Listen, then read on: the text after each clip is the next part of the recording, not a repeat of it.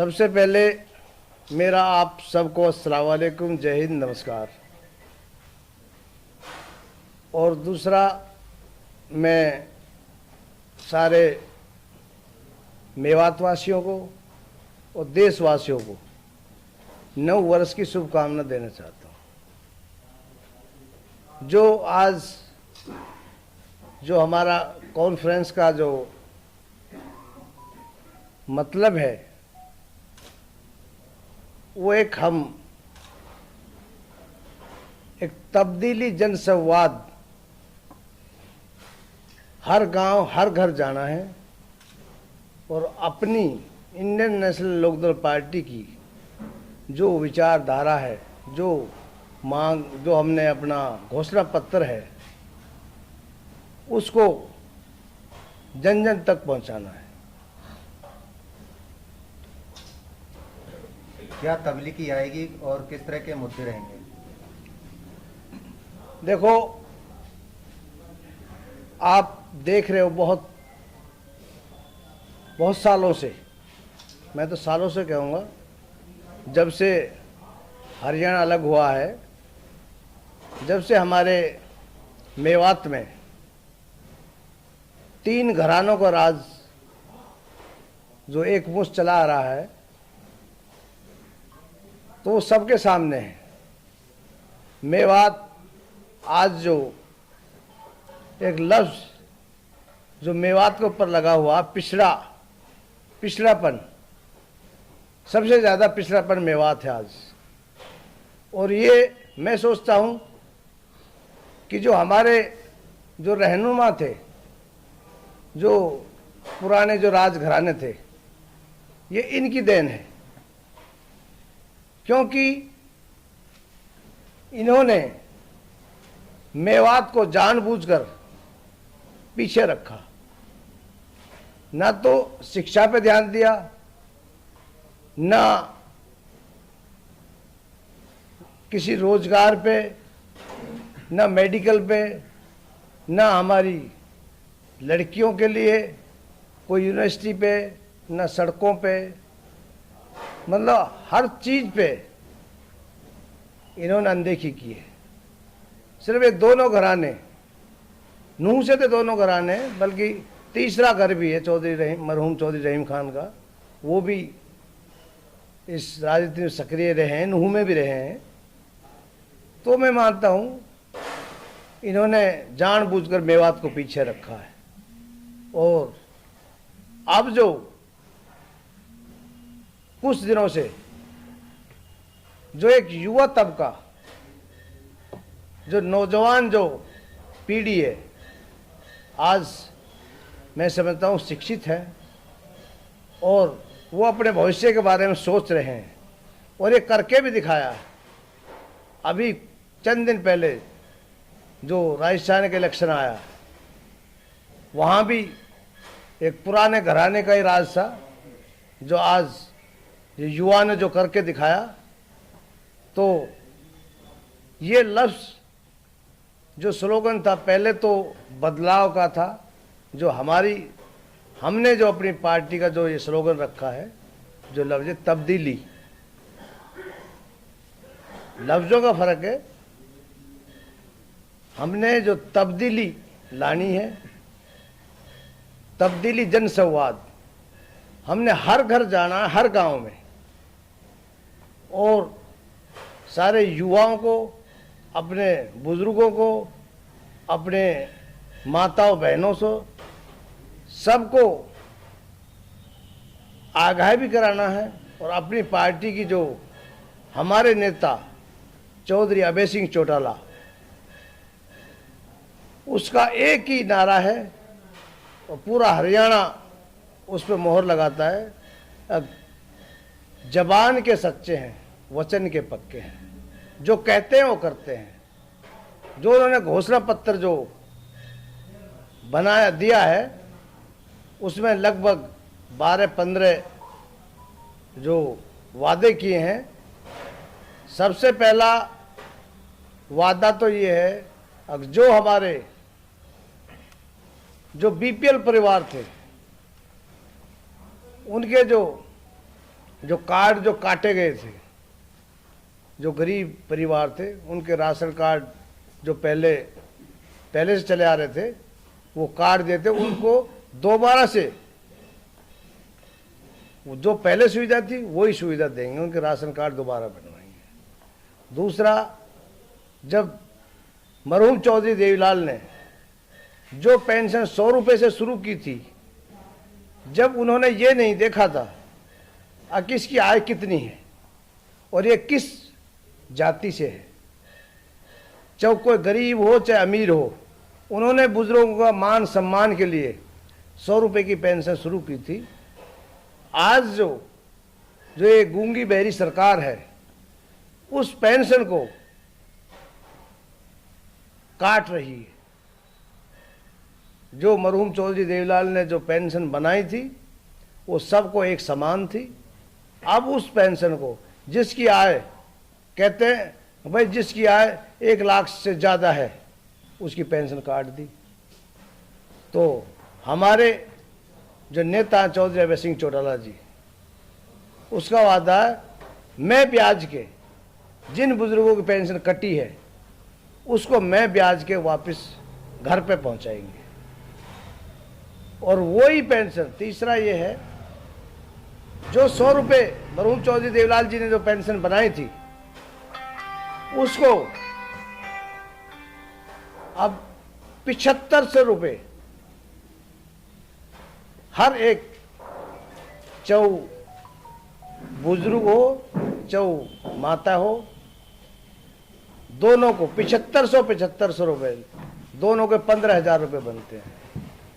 तो हमारी सरकार इंशाल्लाह आएगी और हमारे नेता का जो वादा है उसको 7500 रुपये पेंशन बनाएंगे।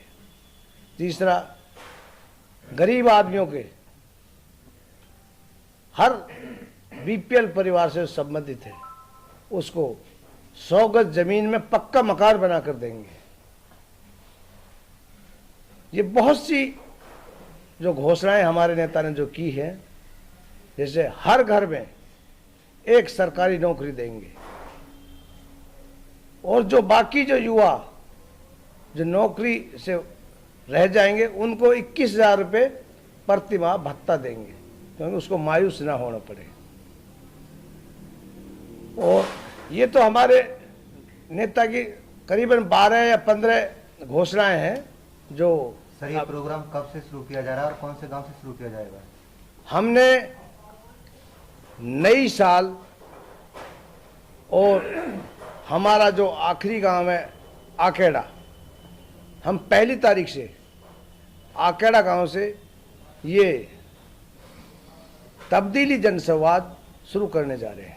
सर, आपने कहा कि राजस्थान के मेवात में सफाया हो गया बड़े घरानों का, क्या इस नूह में भी सफाया होगा? इंशाल्लाह हमें पूरी उम्मीद है, जैसे राजस्थान में सफाया हो गया ऐसे ही हरियाणा में बल्कि मेवात में तो 3 सीट है और 2 सीट और है हमारी जो मेवात के टच में है, जिन पे हमारा मोमेडन का जो ज़्यादा वोट परसेंटेज है, लगभग ये 5 सीटें हैं। तो मुझे उम्मीद है मेवात की ये 5 seat Indian National Lokdal party के खाते में जाएंगी। और हरियाणा में आगे देखो होता है क्या। जो हालात जो आज देश के सामने हैं, आपके सामने जो मौजूदा सरकार है, इसका काम तो सिर्फ एक दूसरे को बांटना है, हिंदू मुस्लिम करना है, भाई भाई को लड़ाना है, और इन्होंने कुछ नहीं करना। क्या सर आप भी इनेलो पार्टी से टिकट मांगेंगे? ये जो जन संवाद जो हमारी ये यात्रा है, मैं खुद इसको लेके चल रहा हूँ। हमारी जो पार्टी के नेता हैं, और मैं तो कहूँ आने वाला सीएम चौधरी अभय सिंह चौटाला जी के आदेश भी हैं, हर गांव में जाओ और हर घर में जाओ। अभियान के ये नेतृत्व में। तब्दीली मुहिम जो चलाई जा रही है पूरे हरियाणा में चलाई जा रही है या फिर नूह जिले में ही चलाई जा रही है? ये तो हमारा सिर्फ एक नूह का मसला है। ये तो मैंने आप जैसे जो बुद्धिजीवियों से बैठ के जो मशवरा किया है, हमने अपने नूह हलके के लिए ये तब्दीली जनसंवाद का जो प्रोग्राम किया है, बल्कि पूरे हरियाणा में एक जो परिवर्तन रथ यात्रा वो पहले से ही चल रही है, तो उस पर काम बराबर चल रहा है। वो भी यही सेम, वहाँ परिवर्तन रथ यात्रा है, यहाँ तब्दीली जनसंवाद। तब्दीली जनसंवाद आप करने जा रहे हैं, क्या हकीकत में 2024 में इसका असर देखने को मिलेगा? बिल्कुल मिलेगा, मुझे पूरी उम्मीद है। लोग बदलाव चाह रहे हैं, इन दोनों घरानों से छुटकारा पाना चाह रहे हैं। और आप देख लो, हर युवा के जबान पे जो लफ्ज है वो तब्दीली का है। सर, नू की टिकट आप लेके आएंगे या हबीबुर रहमान? इंशाल्लाह मुझे पूरी उम्मीद है, क्योंकि अगर हमारे यहाँ मेवात में जो गोत्रपाल है उसका भी वो बनता है। हमारे यहाँ नूह से पहले चौधरी आफ्ताब अहमद जी कांग्रेस से हैं, मौजूदा विधायक हैं। उनका एक गांव है, 150 वोट है उनकी। चौधरी जाकिर हुसैन है, वो बीजेपी में है, उनकी 8000 वोट है। सबसे ज़्यादा वोट परसेंटेज हमारा है, जो दहंगल घासेड़िया पाल है, हमारी 48,000 प्लस वोट है।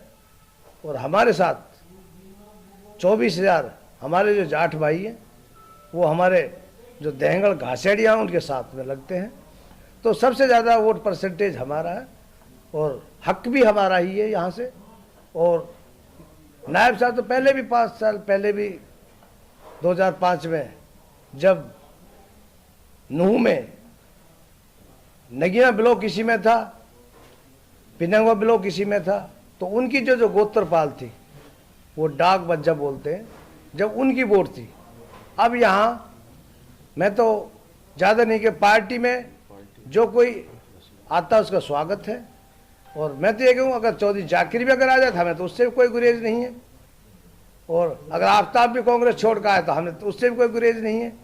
लेकिन मुझे उम्मीद है इंशाल्लाह टिकट का हकदार मैं हूँ और मुझे पूरी उम्मीद है पार्टी मुझे टिकट देगी।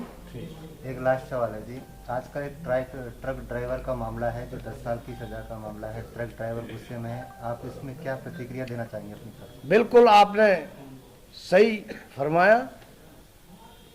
हमारी party Indian National Lokdal party, हमारे नेता चौधरी अभय सिंह चौटाला जी और हमारे प्रदेश अध्यक्ष जो नफी सिंह राठी जी, मेरी सुबह फ़ोन पे बात हुई है, तो उनका आदेश है, हमारी party Indian National Lokdal party ड्राइवरों के साथ खड़ी है।